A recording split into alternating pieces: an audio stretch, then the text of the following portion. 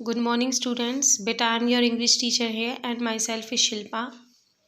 And yesterday we had completed our chapter 10 by doing its bookwork. And today I'm reciting a poem, and the name of your poem is The Tree. Okay, beta? The Tree. Tree means क्या होता है पेड़? Everybody knows. Okay, beta? Now listen. Next to the track, beside our house. Next to the track. Track कहते हैं रास्ता. ठीक है. Beside मतलब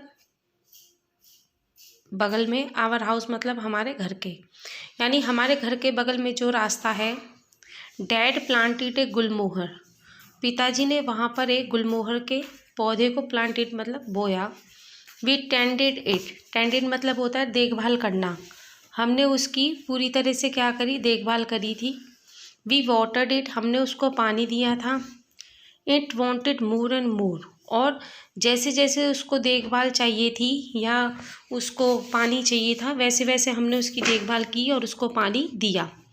van first its little shoots of green, when मतलब जब, फर्स्ट मतलब पहली, इट्स मतलब उसकी, लिटिल मतलब छोटी, shoots means Ankur, of green मतलब हरे रंग के, यानी जब उसके पहली बार अंकुर फूटे, उस पेड़ के हरे रंग के अंकुर फूटे। स्प्रेड अक्रॉस द बोज, बोज कहते हैं शाखाएं, तो वो जितनी भी गुलमोहर पेड़ की शाखाएं थी उसके चारों तरफ क्या हुआ, फैल गए, यानी चारों तरफ अंकुर फूटने लगे। And some of us said wow, और हम में से कुछ लोग उन अंकुर को देखकर कहने लगे wow. Its branches were so low, उसकी जो शाखाएं थी वो इतनी धीरे थी। We drove the goats away and cows, यानी वो बहुत धीरे धीरे बढ़ रही थी, जिसके कारण उसके नज़दीक अगर कोई भी बकरियां या गाय आ जाती थी तो हम सब उनको वहाँ से ड्रोव मतलब भगा देते थे या वहाँ से हटा देते थे। ठीक है बेटा। It really kept us on our toes, यानी इट मतलब ये, रियली मतलब वास्तव में, हमें क्या करता था, हमें उसके ऑन आवर टोज मतलब हमारी ये जिम्मेदारी बन गई थी कि हम उसके ऊपर अपनी पूरा ध्यान दें। टोज मतलब उसके, वैसे तो टोज का मतलब उंगली, पैर की उंगलियां होती है, लेकिन यहाँ पर टोज का मतलब है कि उस पेड़ पर हम अपनी पूरा ध्यान दें और अपनी पूरी मतलब शक्ति लगा दें उसकी सेवा करने में। ठीक है बेटा। ए बेबी ट्री नीड्स केयर, क्योंकि एक छोटे पेड़, बेबी पेड़ को इसकी नीड्स मतलब ज़रूरत थी, केयर मतलब देखभाल की। Next year the green fuzz change to leaf, next year मतलब अगले साल जो हरी जो मतलब पत्तियां थी जो मुरझा गई थी, फुस मतलब मुरझा गई थी जो, वो एक पत्ती में लीफ चेंज मतलब बदल गई, यानी वो फिर से हरी हो गई।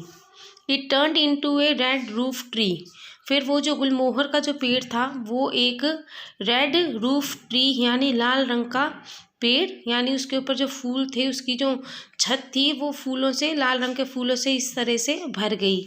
A thing of beauty rare, मतलब वास्तव में, रेयर मीन्स शायद ही ऐसी कोई, मतलब ब्यूटी मतलब सुंदरता, ए थिंग ऑफ मतलब वो एक सुंदरता की चीज़ बन गई, मतलब वो इतना सुंदर पेड़ लगने लग गया कि वो वास्तव में देखने में ऐसा लगता था कि ये वास्तव में ही कोई सुंदरता है, यानी कोई कुदरत का, कोई सुंदरता का, कुदरत का तोहफा है। It never spoke to us of course, it मतलब वो पेड़, नेवर मतलब कभी भी नहीं, स्पोक टू अस मतलब हमसे बात करता था, ऑफ कोर्स मीन्स निसंदेह, मतलब निसंदेह ये तो है कि पेड़ कभी भी हमसे बात नहीं करता था।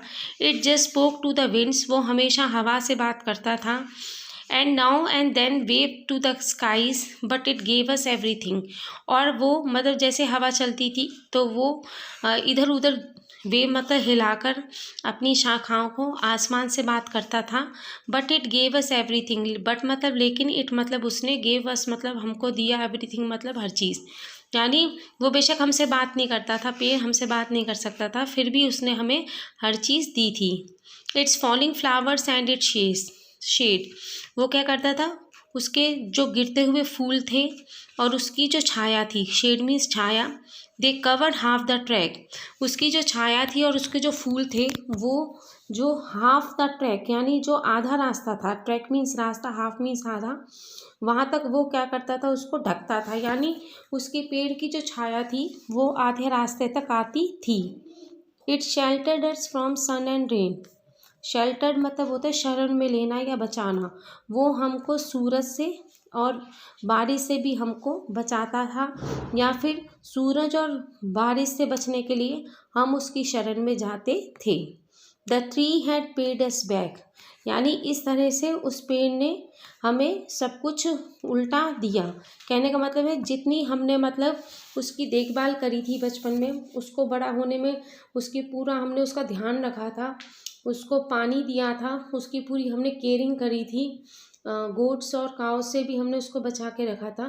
तो इस तरह से आखिर में उस पेड़ ने एक मतलब बड़े होकर हमें शेल्टर देकर हमारी जो पूरी उसके साथ जो योगदान था उसको उसने हमें उल्टा दिया। यानी वैसे उल्टा नहीं दिया, मतलब कहने का मतलब ये है कि जब हमें उस पेड़ की ज़रूरत पड़ती थी तो वो हमें अपनी शेड में छाया भी देता था, और जब कभी गर्मी लगती थी तो हम उसके शेल्टर में आ जाते थे, या कभी बारिश होती थी तो भीग नहीं जाए तो इसके कारण भी हम उसके नीचे आकर अपने आप को बचा लेते थे। इस तरह से जो पेड़ था जितना भी हमने उसके साथ किया उसने इस रूप में हमें अपना पूरा सहयोग दिया। ठीक है बेटा, तो आई होप सो आप सबको ये पोएम अच्छी लगी होगी बेटा। So today our work is this, that read this poem and your reader syllabus is completed, and now we will do our revision work from the Monday. Okay beta, thank you.